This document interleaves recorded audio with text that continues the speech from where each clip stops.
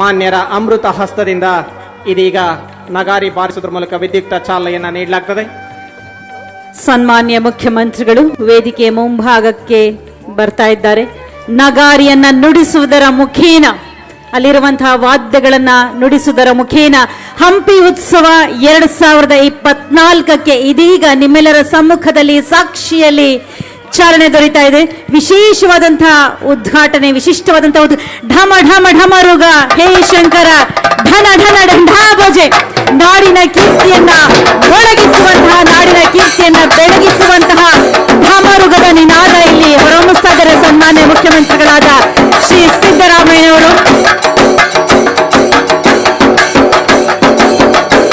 ಅಂದಿನ ವಿಜಯದೊಂದಿಗೆ ಇಂದಿಗೂ ಮೊಳಗಬೇಕು, ಮುಂದೆಯೂ ಮೊಳಗಬೇಕು ಕನ್ನಡದ ಕೀರ್ತಿ. ಕಹಳೆ ಮೊಳಗುತ್ತಿದೆ, ಇದು ವಿಜಯದ ಕಹಳೆ, ಸಮೃದ್ಧಿಯ ಕಹಳೆ, ಶ್ರೀಮಂತಿಕೆಯ ಕಹಳೆ, ಕನ್ನಡ ನಾಡು ಮತ್ತೆ ಮತ್ತೆ ಒಂದಾಗುವಂತಹ ಮಹಾ ಕಹಳೆ. ಕಹಳೆ ಊದುವುದರ ಮೂಲಕ ವಿದ್ಯುಕ್ತ ಚಾಲನೆಯನ್ನು ನೀಡಲಾಗುತ್ತದೆ.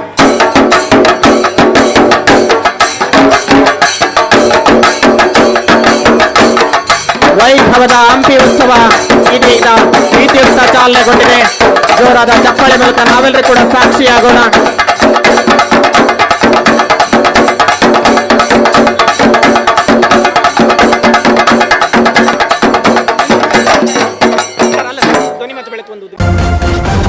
ನ್ಯೂಸ್ ಫಸ್ಟ್, ನಿರ್ಭೀತಿಯಿಂದ ನಿಮ್ಮ ಪರವಾಗಿ.